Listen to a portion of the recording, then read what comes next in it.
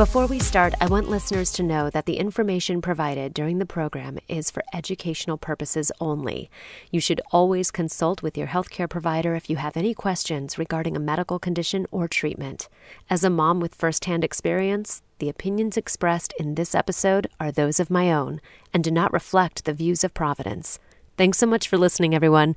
Let's get back to the show. Welcome, everybody, to another episode of Do Tell Mama. I'm your host, Julie Alexandria, and I am joined by Robin Kaplan. She is the owner, the CEO, the founder, the creator of the San Diego Breastfeeding Center. So nice to have you. Thanks for having me on the show.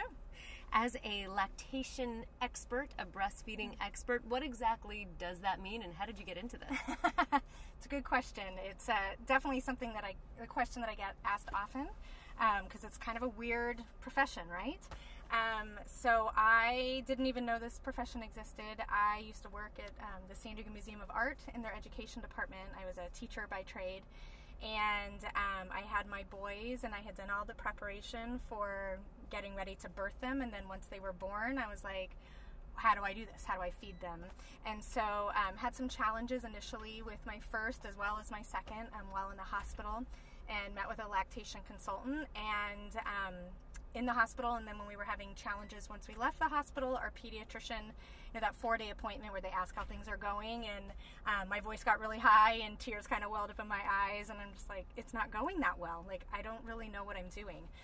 So a lactation consultant came to my home and was able to help us overcome some of our initial breastfeeding challenges. And then second time around, I had her on speed dial. I called her from the hospital, and she met us at the house right when we got home from the hospital, and was again able to help us overcome some of those breastfeeding challenges. So it was something I was super interested in. And then when I went back to work, with both of my boys, and so I did the whole pumping while at work and everything, and just decided I was looking for a new profession. So my stepmom was a doula, and she recommended I might look into becoming a lactation consultant, and UCSD has one of the only programs in the United States for becoming a lactation consultant. So I started the coursework there, and I loved it, and I had an option of either going to nursing school so I could work in the hospital, or just keeping with my degree of education and then the certificate program for the lactation consultant, I can open up my own business. And so I chose that route, and so I opened up the San Diego Breastfeeding Center in 2009, and so we're coming up on our 10-year anniversary at the end of this month, actually, and it's been quite a wild journey. Congratulations. Thank you. 10 years of helping new moms, of spreading the love, of spreading the word and the teaching of being able to breastfeed, which they say breast is best, but we're going to get to that in a second. Would you say that the biggest myth out there is that breastfeeding is easy? Yes. 100%. I mean, I think most lactation consultants get into this business because we're trying to figure out, we're trying to remedy the trauma that we had from breastfeeding our own children. It's challenging, and it doesn't have to be. I mean, granted, as a lactation consultant, I see moms who are having breastfeeding challenges. So therefore, my lens is kind of skewed. There are plenty of families who don't have breastfeeding challenges, but I would say generally that a lot of people do. We don't live in a village type of community. We're not seeing lots of people breastfeeding. Breastfeeding in public still has such a taboo aspect to it. And we're not living with our mothers and our aunts and our sisters who we can rely on for not only helping to feed our babies, but also feeding us. And so I think, it's a huge myth, and I think preparation is key, but also having all those people in your back pocket that you can resource if you are having challenges, so that way it doesn't spiral down to something that is kind of hard to work yourself back up out of. It's so interesting that you mentioned that village mentality, and of course it makes perfect sense. Back in the day when we were living in little huts and villages, we would have moms and aunties and sisters and grandmothers to show us how to do these things. Yeah. And we don't have them in our back pocket anymore. No, and it just makes parenting in general so challenging, which I think is one of the reasons why, perinatal mood and anxiety disorders are much higher now. It's just we don't have the resources, we don't have the guidance, we don't have the community to help us do this parenting thing, which is such a crazy shift from being a single person to now having a plus one who was there all the time. Yeah. And trying to navigate that. So yeah, it's hugely challenging. And having those people around to care for and to give you a break. Yeah. Oh my gosh, 100%. I mean, I moved back from LA as soon as my husband at the time and I were trying to start, creating a family. I was like, we need to move back to San Diego. Like, I need my family. And so my mom and my dad and my step-parents were so critical in offering support that I don't know how people can do that without that. And we work with so many military families who don't have anyone anywhere in the vicinity. And it's just, so our center actually becomes quite a large piece of that community that they're seeking. You're located here in San Diego? Yes, so we've always been in San Diego. Okay. What about franchising this? What about making this something that is countrywide so that everybody can benefit? What if you're not in San Diego to attend the courses to get the help? What is something that you can do if you're listening to this and you don't happen to live in San Diego? Where can you go to get this help, to get advice? So there are lactation consultants everywhere. We do offer virtual consultations, and I would say those are helpful for families who really don't have someone who can be there for hands-on help. There's a greater benefit that you get when you have someone working with you hands-on, but there is a great resource called the International Lactation Consultant Association, so ilca.org, and they have a Find a Lactation Consultant component of their website. So you put in your address and the lactation consultants in your community will be populated in that research that you're doing, and so that way you could find someone in your community who could provide that hands-on help to get you to meet your personal breastfeeding goals and support you in that journey. I think one of the biggest misconceptions, and something that I certainly thought about when I was pregnant, and then once I had my little boy and then trying to breastfeed, was that this is something that's natural. This is something that should come naturally. People have been doing it for hundreds and thousands of years. Biologically, my body should know how to do this. But for me, it wasn't easy. I was not one of those moms that it just came to and it was like, hey, you have the baby and now he's feeding. Yeah. So rough estimate, what percentage of women, moms, new moms, have issues breastfeeding? Gosh, you know what, to be honest, I don't know that answer. I mean, I do know that, for example, I'm trying to think, United States-wise, I'm not quite sure, but San Diego, for example, I want to say, and don't quote me on the exact numbers, but I want to say, like, we have like a 92% initiation rate. So mothers trying to initiate breastfeeding with their infant immediately after birth. That number of that percentage of exclusive breastfeeding within the 2 weeks drops significantly by like 30%. And so my estimate would be that those women who were planning on breastfeeding and then are no longer exclusively breastfeeding, that means that there's a challenge happening. So, I mean, I would have to say at least 30 to 50% of women are having challenges breastfeeding from that initial get-go. Wow. And then when we talk about the alternatives out there, I mean, it depends on who you talk to. People have very differing opinions as far as, well, fed is best. Some people believe that breast is best. Some people believe that formula is best. What are the dangers? What are the sort of side effects that can happen if you don't breastfeed your child? I mean, it's a challenging question to answer because I never want anyone to feel like they are bullied into breastfeeding, because not everyone wants to breastfeed. Some women will exclusively pump based on either their situation or preference. And so ideally we want to provide our child breast milk because it is the perfect food for them. It has all of the nutrients that they need, plus the immunological properties. It is, easier to digest, all of these huge benefits, this is what our bodies were made to do. However, there are certain times where formula is needed. If it's medically necessary, so mom's not producing as much as she needs to initially or long term, looking at, we need to make sure that the baby is getting enough food each day. And so if mom's milk is not at the volume that it needs to be, then we need another substance, and that's where formula comes in. And some families will choose to just do straight formula, and I would say whatever works best for you and your family, that's the choice that you have to make. But seeking out getting the help that you need, I think is the most critical piece, because it makes me so sad when formula is needed and it wasn't the intent or wasn't the plan, and it's because the family is struggling. So, if it's a choice, go for it. Yeah. But if it's something to fall back on because you were unable to meet that goal that you were hoping to meet, then we want to make sure that there is support in there trying to get you as far to meeting your goal as possible, and then going from there. Let's talk about social stigmas and breastfeeding, because I know for a while it was frowned upon. People thought, oh, you should never, just, forgive me, but whip it out in public, Yep. And some people would cringe at that and say, oh, that's so inappropriate. But now I think it's more widely accepted, and now I feel like it's gone the other way, where it's like, if you feed your baby formula, I certainly got some side eye, especially from my mother. Yeah. She was like, she refused to feed my baby the formula because she thought it was so bad for him.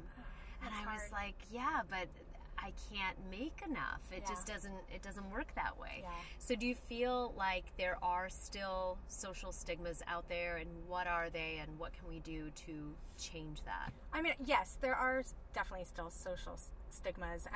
I've worked with families who are supplementing with formula or pumping and bottle feeding, and they'll say that they feel like they need to hide the bottle when they're feeding their baby because they don't want people to ask them questions. But then you have the flip side where we have moms being shamed for breastfeeding in public. And so it's kind of like, you want to just ask the universe, what do you want from me? Yeah. Like, what are you asking me to do? And I feel like it also depends on where you live, the community you're in. We're really lucky in San Diego that breastfeeding in public tends to be more widely accepted than in other parts of the country and other parts of the world. But we still have a long way to come. And I think because, like you mentioned, for a while, formula and bottle feeding was the way to go. Like, this was like the new thing, in the 50s and 60s. I mean, women weren't even awake when their babies were born. And so how are you supposed to breastfeed if you've been knocked out, And then in the 70s, it was only the hippies doing it and everything. And so I feel like there's a generation or two or three that immediately they thought breasts were sexual. And so I think that's the hard part too, is we're trying to kind of remedy that. Well, if we're looking at the body and what the biological norm is, breasts are made for feeding, and then you can use them as you like for other things.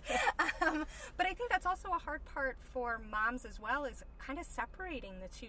I remember it was very challenging for me, because I leaked a lot, and so I wanted to wear bras to bed because I'm like, I don't feel sexual at all. I have liquid dripping from me. This is so weird. And so there's a very weird component around it. But how do we fix it? I don't know. Just education, support.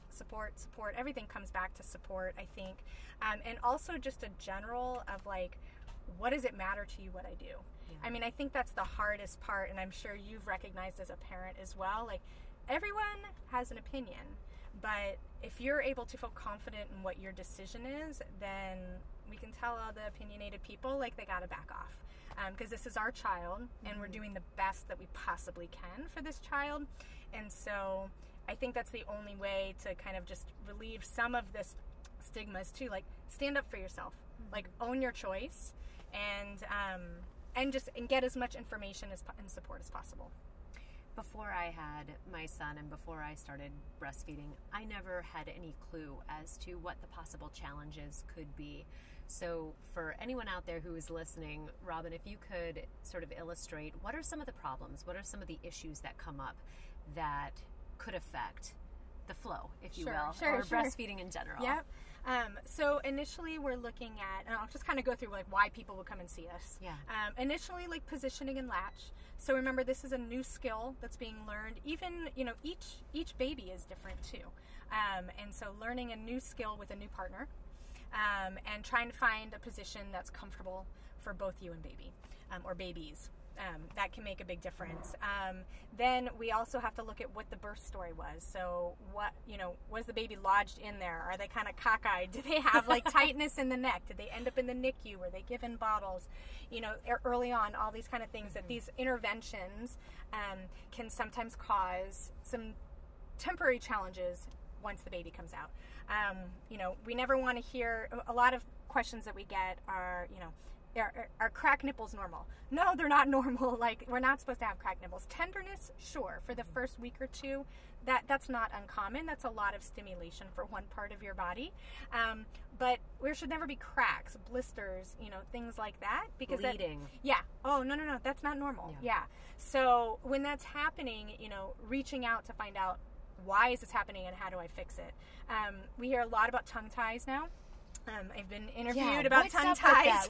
Why all of a sudden are we? First of all, explain what a tongue tie is, because if you don't know, it's okay. So a tongue tie. So everyone has a frenulum. It's a piece of skin, a membrane that is under the tongue that attaches the tongue to the base of the mouth. And so everyone has a frenulum, but some people have frenulums that are tighter than others. So what that means is that the tongue doesn't lift to the roof of the mouth. It doesn't turn side to side. It doesn't hold suction when feeding, for example. And so when that mobility is impacted by that tight little guitar string underneath the tongue, it can make feeding more challenging. There are also upper lip ties that can also cause challenges too. So the upper lip can't flange. There's a lot of tightness up there. You think about, your friends and family who have gaps in the middle of their two front teeth, or they had braces to close up that gap. That's because there's a frenulum there. And so sometimes that can cause challenges with latching as well too. The question that we get a lot is, well, why are we hearing about this all the time? Is it a fad? It's not a fad. It's just, we've had generations of people not breastfeeding.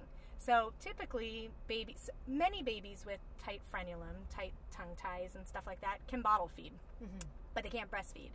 But, for example, orthodontic work and stuff like that, that's actually not supposed to be required. And essentially, it's because our palates have become funky because of lack of breastfeeding for generations. And so these tongue ties, they might be a little bit more prevalent now because of, it's called epigenetics. And so if the body is not being used in the way that it needs to, we're not getting the nutrients we need, we might find that these abnormalities kind of pop out. It's like wisdom teeth, right? Yeah. People who are more evolved don't have wisdom teeth because as a sort of a prehistoric man or woman, we were chewing with the very back of our molars. We needed those to eat the bark off trees, and now we don't need. Exactly. So these frenula have always been there. Even up until like the 1700s, we'll see in midwifery books that midwives would keep longer pinky fingernails and cut the frenula as the baby came out if they saw the baby was not lifting the tongue up, and they just put the baby right to breast. So these procedures are not anything that is brand new. It's just that now that breastfeeding is something that as a culture we're starting to embrace a little bit more again. When babies are having challenges, we're wondering why, and so that is sometimes a reason why a child might have a difficult time breastfeeding, would be because of those essentially tight frenula or restricted oral tissue. My son's first 2 teeth just came in, and he does have a gap in between. So baby teeth are much smaller than adult teeth, and so most toddlers have a gap. But if you see a little piece of skin wrapping around at the gum line, then there would be a frenula there. How interesting, because when we were having issues breastfeeding, nobody ever noticed any sort of tongue tie, and I know that it's something that's fixable now with a laser. Apparently it's painless, they say. We're not babies, so we don't know, but they say it's a quick procedure, outpatient procedure. They can, fix it with a little laser. But he was checked for a tongue tie. He didn't have that, but I do believe that because of his stay in the NICU for a little over a week, that because he was bottle fed. It can there's definitely some reworking that has to happen. However, though, I know as parents, I beat myself up over anything that I didn't have control of with my kids, and the rule number one is feed the baby. And so when baby's in NICU or baby's having challenges feeding and everything like that, you have to do everything you can to just make sure that food is in your baby's belly. And so sometimes bottles are necessary even from the get-go, because we want to help our kids grow and especially and get out of the NICU. We don't want them staying there. We want to bring them home with us. But it can cause a little bit more of a challenge than those who do not have NICU stays, for sure. Now, you mentioned growing up. How long should you breastfeed for? And what is with these moms? I know there was a mom on the cover of a magazine. I remember seeing it because it was so shocking to me, seeing it a few years ago. And the kid was probably like 8 or 9 years old, still breastfeeding. He was 4. Was he 4? Yeah, he was 4. Okay. I remember. All right. My memory is like a little dramatic here. Yeah. But he was standing on his own. He was. So in the United States, it's not as common to feed for, 4, 5, 6, 7 years old, to breastfeed your kiddo until that age. However, worldwide, the natural age of weaning is somewhere between, now I'm blanking, but I feel like 4 to 7 years old. So, and again, that's looking at worldwide. And so, but in the United States, I would say, it can be common in many communities to breastfeed until your kiddo is 2, 3, 4 years old. The American Academy of Pediatrics recommends a year, if at all possible. That means, essentially your kiddo by a year should be eating a well-varied diet of delicious solid foods, and so you can wean them off the breast milk at that point if you'd like, or continue for as long as what I say is mutually beneficial for mom, baby, and partner. So if it's not mutually beneficial, then we got to talk about it and figure out what makes the most sense for that family. Okay.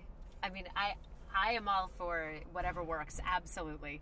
I was just shocked to see that on the cover, that when you think of a breastfed child, you think of a baby. Yeah. And here is this child who is standing on a chair. Yeah. And he was It was a super shocking cover. I mean, it got there was so much conversation going on around that cover.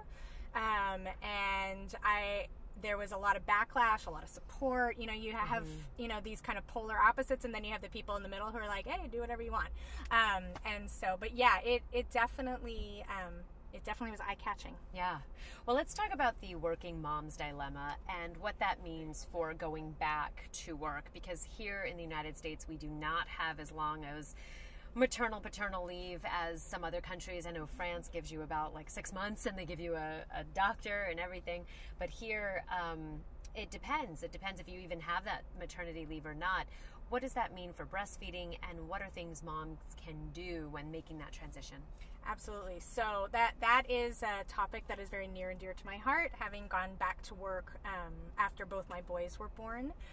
So in the United States, there is something called a lactation accommodation policy, which says that any mother who returns back to work and needs to pump for her child, that that the company has to provide a private space that cannot be a restroom, that has a lock on the door, so that she can pump in privacy, and that they are required to give a reasonable amount of break time. And so in that reasonable, we should put in air quotes, because it really just kind of depends on the company.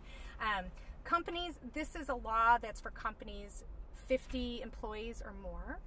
Less than 50 employees, they don't have to follow that. Although some states, like I think California, says they don't care how many employees you have. You have to provide this space for moms who are returning to work. But there are many, many challenges. But I do believe that many of those challenges can be mitigated by really good preparation. So the first thing is, introducing a bottle to your baby when your baby's about 3 to 6 weeks old, and keeping that as part of the feeding routine a couple times a week, so that your baby doesn't forget how to bottle feed by the time you go back to work. It's becoming best friends with your pump. So pumping is very psychological, and it's not this warm, squishy baby, and it doesn't cry for you when it wants to be used. And so it does require that you know how to use it, that the pump flanges are correct, that it's getting your milk out effectively. So that's another thing to do while on maternity leave. Meeting with your supervisor, so knowing where you're going to pump, what your breaks are going to look like. Are you going to share that room with someone else? You know, is there an Outlook calendar or a Google calendar that you can go on to and block off your space? So that way, whenever you get there, there's always a space for you. And then making sure that your caregivers are not overfeeding your baby. That's a huge one that a lot of families worry about, because babies often will take more by bottle than they do at breast. And babies will often fall asleep at the breast, but not at the bottle. So the caregivers are kind of given this funky position where they need to feed the baby, but the baby often will give cues like they're still hungry or they're fussy or all this kind of stuff. When they're actually not still hungry, they're just tired or they just want a new change of scenery. But those caregivers don't have magical boobs to just put the baby on, right? So it's really kind of making sure that everyone is on the same team, that everyone understands what the goals are. And I actually have an online course that is called Breastfeeding for the Working Family, although we're in the process of possibly changing the name on that, but it's still on our website. And so it's an online course where you can download videos, get handouts. There's a private Facebook group that goes along with it too, where I hold office hours once a week. But essentially, my hope is that the more preparation that's done before returning to work will help families meet their personal breastfeeding goals despite going back to work. And so as much hand-holding as we can do to make this transition as seamless as possible, I think is really critical. I was really fortunate my first time around. My boss was like, I had my own office, and my boss let me come back to work part-time, and I worked part-time from home, and so I did have this really nice transition back to work, so I was able to pump for longer. My second time around, I was back at work, I think at 8 weeks postpartum. It was terrible. Yeah, right? Terrible. Like, I know you can't see me right now, listeners, but I just made like a horror face. Yeah. Like, I mean, your kid's not even like socially smiling until then. So yeah, I mean, you're literally just taking care of something that like doesn't do anything. Yeah.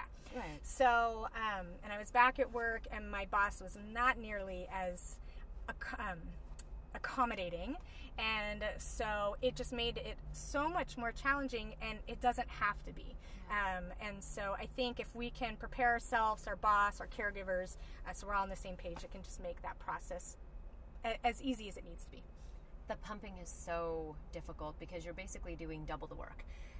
From my personal experience, I exclusively pumped for 7 months, and my baby had thrush, which is something I never knew what that was and what that was about, but we ended up giving it to each other back and forth, and then I had to clean all of the parts, and there's lots of little parts. Yeah. The phalanges, as you mentioned, and just all of it, the tubes and all the plastic parts, and then you have to wash them and boil them, and then you have to dry them, and then we had to have 2 separate sort of setups, because when one was drying, I needed to take the other one before it was all dry, and it was a full-time job. Yeah, exclusive pumping, my hat's off to moms who do that. You have to be super dedicated, and so for you to go 7 months is unbelievable. Like that, like you said, you're not just feeding once, you're double feeding. Yeah. So when moms go back to work and they're only pumping a couple times a day, at least they're not offering the bottle as well. But exclusive pumpers, man, like they are amazing individuals, and because it shows how dedicated you are to providing breast milk to your baby, and so that is an amazing feat for you to get that long. I would have kept going longer. My goal was to do 1 year, as they say. But around 7 months, it started to dry up, and I just wasn't making enough, and I was sitting there for 15 minutes, barely making an ounce out of each one, and I thought, you know, I'm killing myself, and I'm having to take time out of the day every few hours to do this. At that point, I was pumping 5 or 6 times a day, and it was all-consuming, and I thought, you know, this is my body telling me that we're done. We're done here. One of the other misconceptions and myths with breastfeeding is that once your period returns, that the milk dries up, and also that you can't get pregnant. So let's debunk that myth. Yeah. Okay. So my kids are 15 months apart. So not on purpose. I adore both of my children, but the intention was for them to be 2.5, 3 years apart. So you can get pregnant while breastfeeding. Periods do return while breastfeeding. Some women get them at 6 weeks postpartum. Others don't get their period back until they wean after 2 to 3 years. I mean, we just never know what our particular body is going to do. when you do get your period, there tends to be a temporary dip in supply in between ovulation and bleeding. But then usually once you start to bleed, the hormones settle down, then supply comes back up. So it ends up being almost like a seesaw. But some women notice a significant dip. I would say most it's pretty minimal. But it can be discouraging, especially if you're pumping, because you're actually seeing those numbers. Yes. Where for women who are just breastfeeding, they may not see those numbers, and so they have no idea, that there's a temporary dip, then it goes back up and back and forth. But pumpers, you know, and so it's just like, what is going on? Yeah. And then you start to bleed, and you're like, oh, yeah, there you go. So, yeah. That was one of the upsides, and maybe the only upside. Well, the overwhelming upside is, of course, that your child gets fed when you pump with breast milk. But I guess the other upside is that you get to see those demarcation lines. You know exactly how many ounces that your child is getting. I have a friend who pumps after the first 3 months because she likes to know exactly how much her kids are getting. Absolutely. And I find, especially for my moms who've had babies in NICU, where the feeding is very regimented. Sounds like a bad word, and I don't mean it that way, but it's just very scheduled, because if you have 20 babies that need to be fed, babies are on a schedule early on when they're in the NICU, and you know how much they're getting, and then you get them home and you have no way of measuring, and it can be very, especially if the NICU experience was very traumatic, it can be really challenging to trust how the breastfeeding is actually going to go. But then there are other moms, like you said, like your friend, for example, who find that it is very comforting knowing how much her baby's getting. And so exclusive pumping can absolutely meet that goal of knowing how much your baby's getting and also providing breast milk. Is there anything that can be done for NICU babies who are given antibiotics, which a lot of NICU babies are? Yes. Whenever, and we know as adults, especially as women, when we are given antibiotics, it kills all the good and the bad bacteria. So a lot of times you will get a yeast infection as a follow-up to whatever sickness that you had. And for babies, they can get the candida, which is the overgrowth of yeast. And because of that, it causes thrush. Yes, which is super painful for everybody involved. So typically, babies who, if mom has been given antibiotics during labor, so say GBS positive, then those antibiotics went into the baby's system as well through the amniotic fluid before delivery, as well as if mom or baby are given antibiotics after birth. And are breastfeeding, pumping, all that kind of stuff. Probiotics can be huge. And not the ones, I know there are lots of different probiotics out there, but you don't want to get the ones that are like 3 million strands. Like that, it's like they're super liquefied. You want to get ones that are high quality, that you would get like from a medical professional, that have and even at like natural food stores as well will have really good infant probiotics. They're powdered, you mix it with milk, formula, whatever you're using, and you offer that to the baby by bottle. And so that way it helps to recolonize the gut with good bacteria, because as you mentioned, that is killed off with the bad bacteria during the antibiotic process. Yeah, we did the powdered antibiotics that... Or probiotics. Probiotics that were given to us by a pharmacist, and of course my baby would not touch the milk that had the probiotics in it. I'm like, you can taste it. I know you can taste it. And of course I'm sure he couldn't, but for whatever reason he did not. He wouldn't eat it.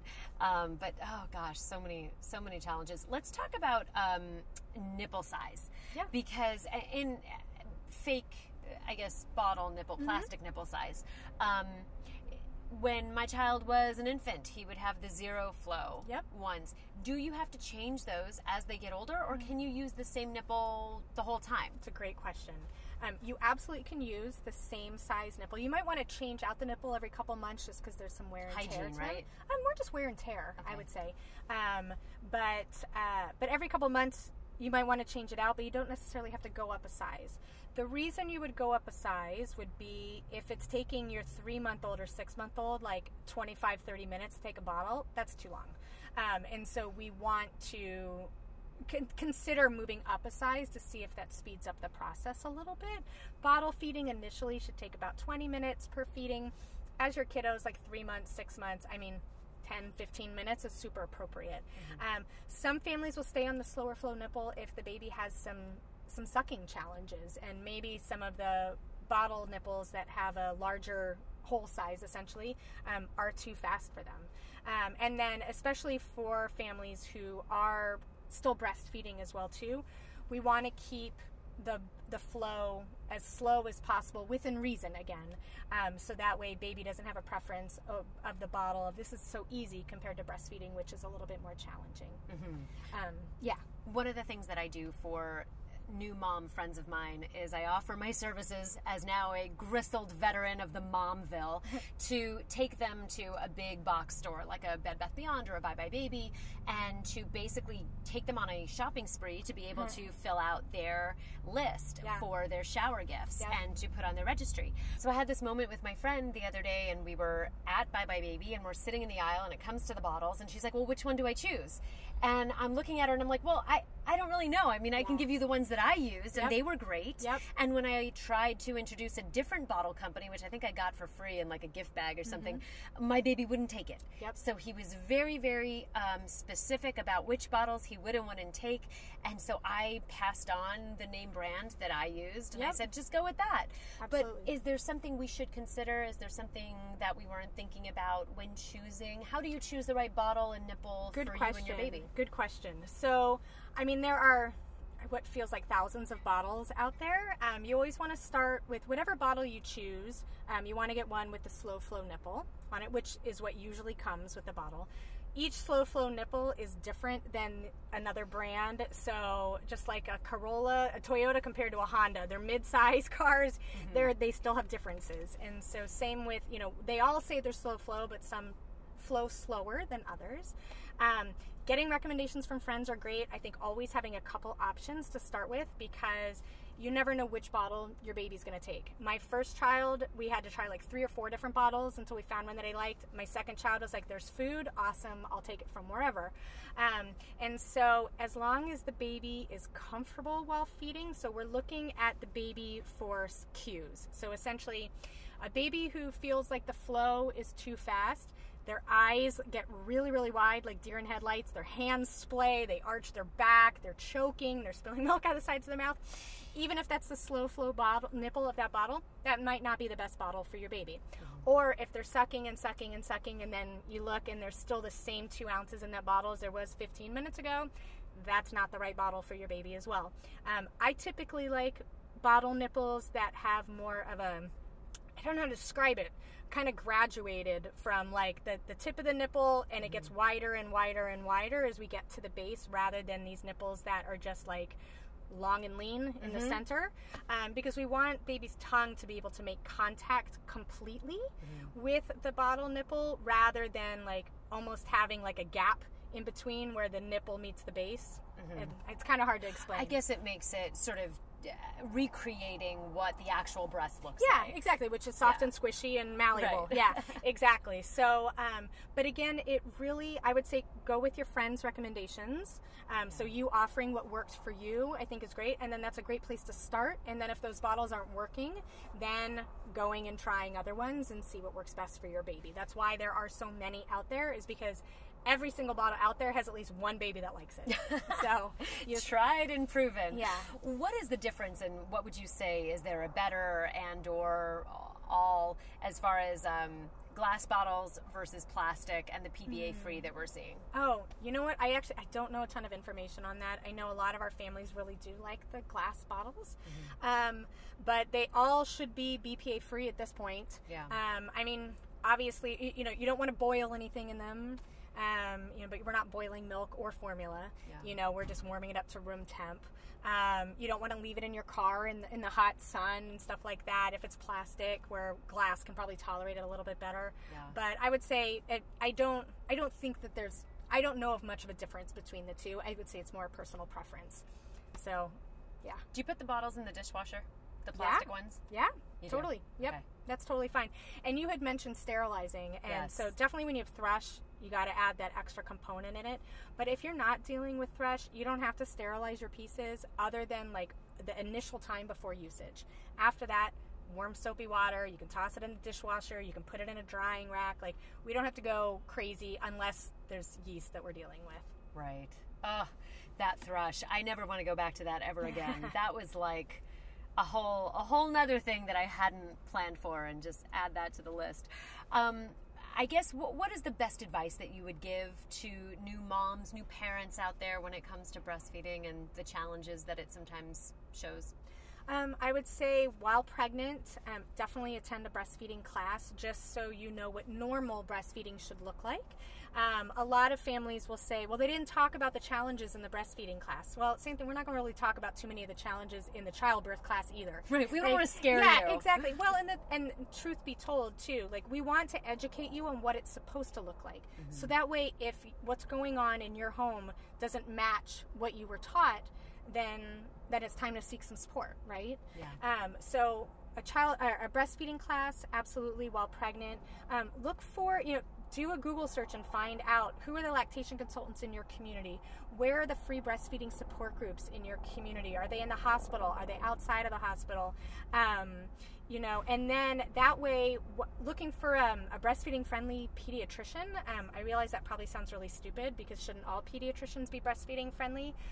But no, unfortunately they're not. And so talking with your friends and finding out like who, you can actually interview pediatricians before you have your baby too. Yeah. And so just finding out like, does this person mesh with my ideals, or what I think my ideals are before I've had a baby? They kind of change after you've had them. But so kind of set, again, take that time for that conscious preparation like you are doing to get the baby out. Spend a little bit of time thinking about and preparing for what happens after the baby is out. And then as soon as you notice that there are any challenges, get support. So hire a lactation consultant, or go to a breastfeeding support group, go to WIC, go to your pediatrician, like get the help that you need, so that way you have someone holding your hand through the process, so that way you don't have to try to figure it out all on your own. Mm-hmm. This doesn't need to be done all on your own. Like, it's supposed to be a community supported, event that's going on every couple hours. And so, but isn't that so funny that, well, I guess not really funny, but sad really, that we feel like we should be able to handle it all on our own? Oh, well, that's a whole nother podcast, right? I mean, yes, True. We do. Yes, I think, and that's the hard part, is we put a lot of pressure on ourselves that we should be able to figure this out. So if you're able to let go of that and realize, like, okay, I love when the women who come to our breastfeeding support group, when they keep coming back over and over again, and it's because they're like, I don't feel alone in this. I realize I'm not the only person going through this. And then when they've overcome those challenges, they still come back, because mm-hmm. then they're like the sages in the group, where everyone's like, oh, this is going on, and they're like, I've been there. That happened to me too. Now look at me. Now look at my 6-month-old who's breastfeeding with ease, and it is doing different things like nursing gymnastics, but at the same time, like, we've overcome that. And so finding your community, online communities too, it was one thing I didn't mention, but there are so many private Facebook groups that are specific to breastfeeding support. Either they're run by lactation consultants or just community-based, that are so helpful, because they're going to answer your questions at 3 a.m. when I'm not going to. And so I think just, again, finding your community is huge, so that you can get that support. Yeah, I think that's such an interesting point, because we've had a yoga teacher, an instructor on this podcast, who does a prenatal yoga class, and she finds that a lot of the moms who meet in these prenatal classes become friends. Yep. And they stay in touch, and they attend her class even when their babies are out. Yep.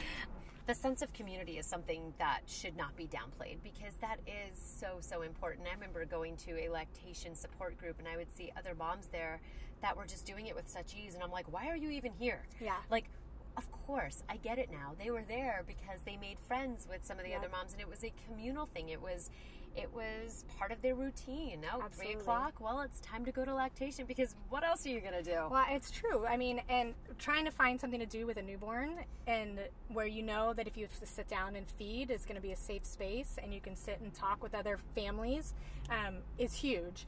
I remember a group I used to run, one of my best friends attended it, and so her youngest is 8 now, almost 9, and she still has a core group of friends that they met at the group. There's probably 6 of them. They all have like 9-year-olds, and they hang out all the time, and they all met at breastfeeding support group. So you never know, you might meet your new breast friend while you're there. Breast friend, I love it. By the way, what do you think of that? What do you think of the pillows? Oh, do you need them?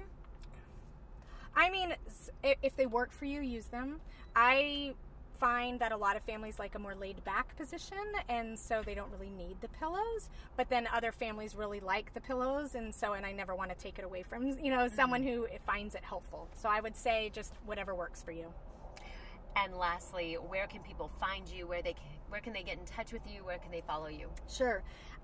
So our website is sandiegobreastfeedingcenter.com. We have all of our consultations, both in live as well as virtual consultations listed there. We have our classes that we offer in our space listed there as well. We have our online class that I mentioned for going back to work on there as well. We have a decent amount of followers on our social media. So our Instagram is San Diego Breastfeeding Center, as well as our Facebook page. We have a YouTube channel with lots of great videos on there called DIY Breastfeeding. And then if you're looking for a book while you're pregnant, or even just through your first year of breastfeeding, I have a book called Latch, a handbook for breastfeeding with confidence at every stage, which you can find on Amazon. Robin Kaplan, thank you so much for joining us today on the Do Tell Mama podcast, and thank you everyone for listening. We will be back with another episode. Be sure to check back in here on Dash Radio. Thanks so much for listening, everyone.